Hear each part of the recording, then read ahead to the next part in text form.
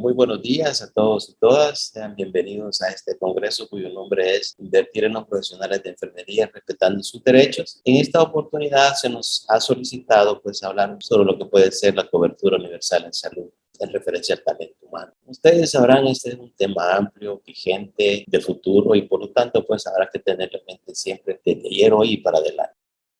Comenzamos diciendo que como un sistema de salud como tal es complejo, tiene muchas aristas y dentro de ellas a la que vamos a hacer mención ahora básicamente va a ser que para poder responder a una población se necesita una serie de insumos. Y dentro de esos insumos existen valores, necesidades, recursos y al mismo tiempo vamos a tener procesos mismos que van a definir qué tipo de atención y cuál es el acceso a ese sistema, a esa calidad de salud que vamos a tener, cuán eficientes somos y como productos tener que mantener una salud y mejorarla en el tiempo. Al mismo tiempo, como sistema, debe protegerse los riesgos financieros tanto para hacer una sostenibilidad del sistema como para que esa persona que recibe los servicios de salud sea protegido financieramente. Y al mismo tiempo, que esa satisfacción de las expectativas de cada persona que consulta con un problema médico o con una asistencia médica tiene sus expectativas. Todo con la intención de que se reciba con equidad y con igualdad siempre a la hora de recibir este servicio.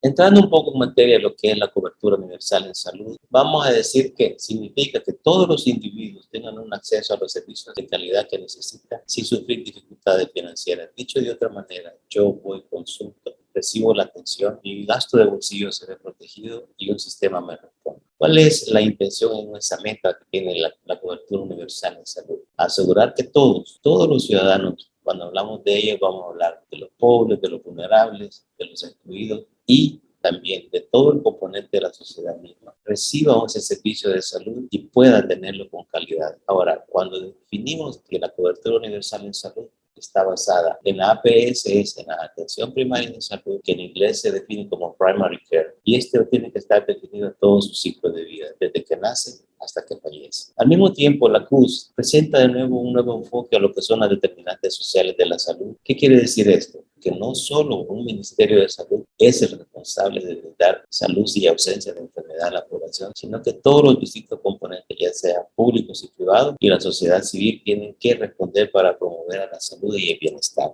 Ahora, estos modelos de atención en los cuales se basa la cobertura universal, como ya lo hemos definido, la APS está centrada en la persona, como individuo, en la familia y en las comunidades. Él frente al sistema debe de actuar. Ahora, siguiendo en el tema, se apoya en las redes integradas. Entonces, quiere decir que la integralidad en la atención de los servicios va a responder tanto a la promoción, a la prevención, al tratamiento y a la rehabilitación. Todo esto nos tiene que llevar a un cambio de conducta y actitudes tanto de los que necesitan atención como nosotros que lo brindamos. ¿Con qué objetivo? Para mantener poblaciones sanas y que los que estén enfermos, con lo que llamamos enfermedades crónicas, sean estabilizados, se cuiden, se prevengan las complicaciones y por lo tanto muertes prematuras. Cuando decimos cuidar en el curso de vida, vamos a hablar desde el preconcepcional, el nacimiento, la niñez, la adolescencia, adulto joven y hasta llegar a lo que llamamos el adulto mayor. Esto también nos lleva a que este modelo de atención debe de permitirnos racionalizar el uso de estos recursos para que sean durables en el tiempo y podamos responder a mayor población. Y al mismo tiempo que ese gasto sea efectivo para la sociedad y tengamos una sociedad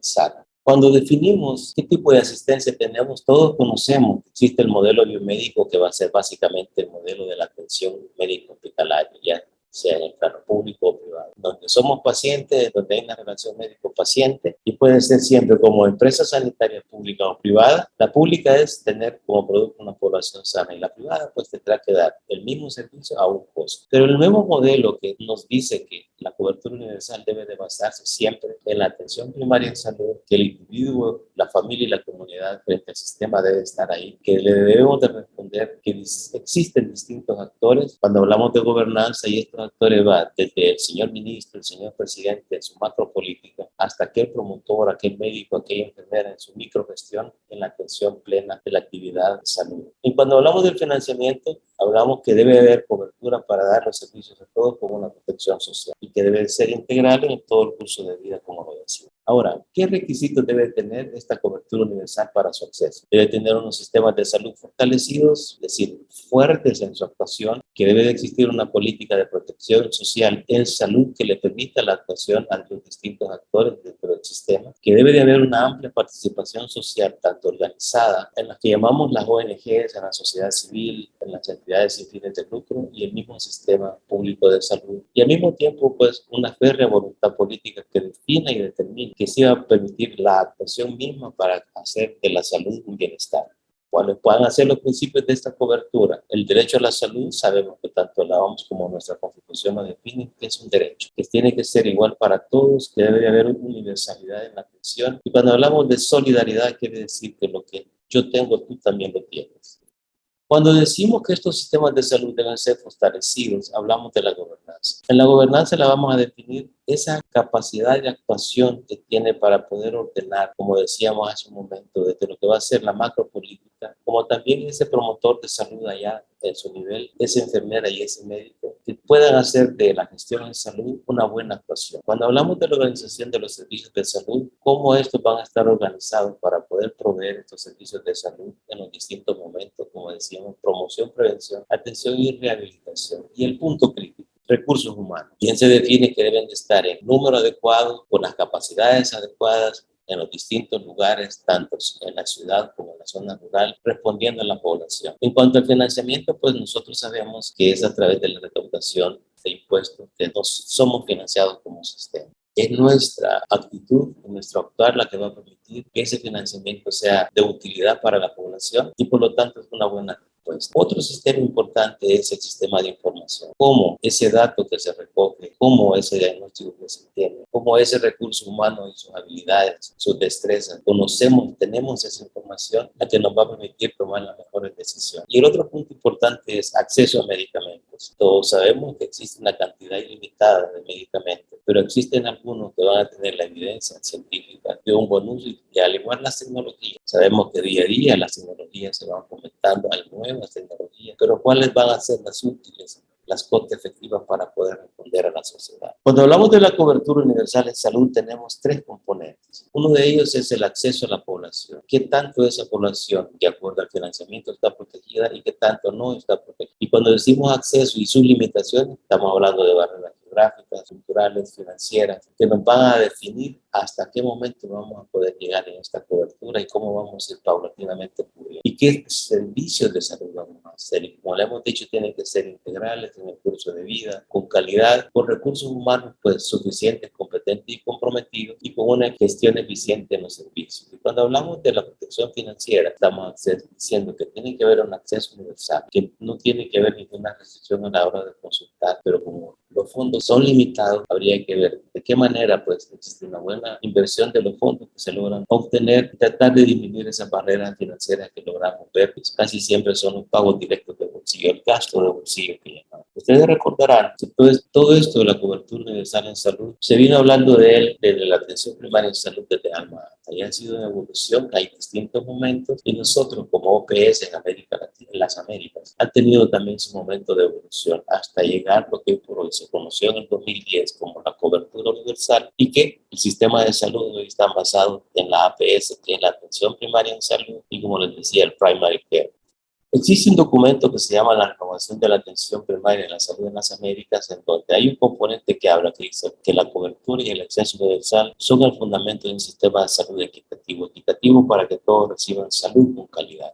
Han habido otros momentos, como en los informes sobre salud, y hay distintos, llamemos, componentes dentro de todo eso, en las reformas de las APS, que han sido necesarias para regular los sistemas sanitarios. Al decirlo así como título, la reforma en pro de la cobertura universal para mejorar la equidad sanitaria, la reforma en la prestación de los servicios, para conseguir que estos sistemas de salud sean centrados en la persona como el individuo, que es el centro de atención y atracción del sistema. Las reformas de liderazgo, porque cada quien en cada uno de los espacios que actúa debe de ser algún tipo de liderazgo que permita llevar hacia un buen camino, recuperar o tener la salud de la población. Y el otro componente ha sido las reformas de las políticas públicas. Todo esto, pues, con aras de promover y proteger la salud de las comunidades. Ustedes recordarán que cuando hablamos de cobertura universal, estamos hablando de APS y la APS se va a basar en las redes integradas de los servicios de salud. Esto pues ya lo conocemos de previamente, en donde por un lado la gobernanza está a todos los niveles, el liderazgo está a todos los niveles. niveles. La gestión está a todos los niveles frente a esta persona, esta familia y esta comunidad en un territorio definido en sus diferentes necesidades que va a tener de promoción, prevención, curación y rehabilitación de la salud.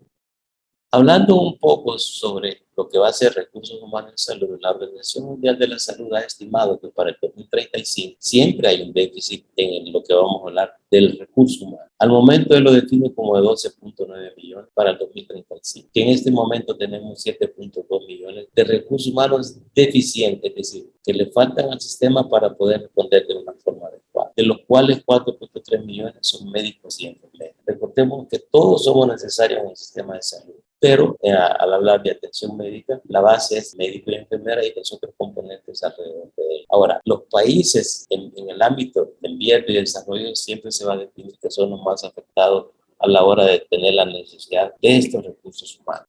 Viene el otro tema, los recursos humanos en salud, lo que hoy por hoy se ha visto la necesidad de definir la enfermera de práctica avanzada. Traigo este punto a colación en este momento, porque entendiendo que este es siendo toda una reunión que tienen todas las enfermeras país, enfermería país, pues valdrá la pena volverla a colocar dentro del tema de la plática. ¿Qué quiere decir esto? Que debe de haber una especialización en el ejercicio de la enfermera. Es cierto que si bien es cierto se graduó como licenciada, pero tendría que haber una subespecialización. Hay un ejemplo acá que se pone que dice que, por ejemplo, se ha alcanzado una mayor cobertura de vacunación cuando ha habido un aumento de recursos humanos. Quiere decir que pueden haber distintos componentes, pero con el componente de recursos humanos, médicos, enfermeras, se incrementa, va a mejorar la atención en los distintos sectores donde se plantee este recurso.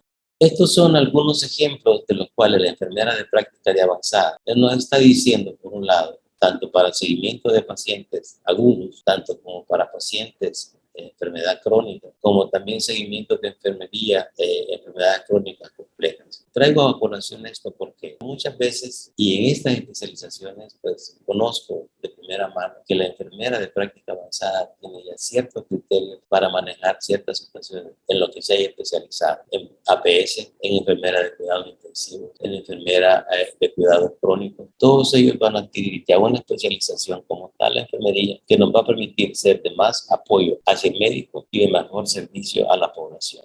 ¿Qué les traigo acá? Esta es la fotografía que la OMS tomó para el 2020 en la situación de enfermería, en donde definió que la densidad por cada 10.000 habitantes de enfermería del país está en 18.3. Que por otro lado tenemos a su izquierda en la pantalla todo lo que ellos definen como los criterios a cumplir, como es la reglamentación sobre educación, la reglamentación sobre el ejercicio de la enfermería, las condiciones de trabajo y la gobernanza y liderazgo. Vean cómo estamos y ese es el reto que tenemos como país de mejorar todo esa situación. Por otro lado, vean ustedes la distribución por edad. Tenemos a la mayoría de la población en una franja media, que si vamos a decir que en la proyección de recursos humanos tenemos que ir planificando cómo va a ser este nuevo recurso humano, cuáles van a ser sus competencias en ese recambio que debe de haber del mismo. Y al otro lado, pues ven ustedes de que no tenemos todavía en medición hacia ellos, la OMS, cómo estamos distribuidos como enfermería, médicos, partería o parte que llaman la midwife, los dentistas y los farmacéuticos.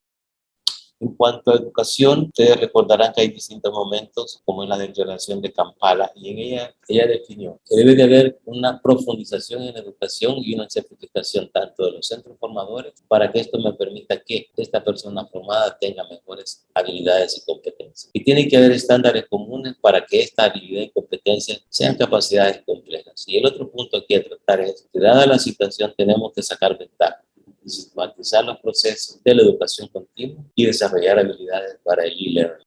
También en la declaración de Kampala se definió que, es cierto, se necesitan recursos humanos en distintos niveles, desde los agentes de salud comunitarios como el personal especializado, y todos deben de tener habilidades y competencias propias para poder responder a la población. Se insiste en la acreditación rigurosa para que esta educación e información de este personal sea competente. Y al mismo tiempo dice crear sistemas de información sobre la disponibilidad de este personal sanitario, que es otra de las situaciones que tenemos que enfrentar y trabajar en ella para poder tener una mejor información de este recurso humano.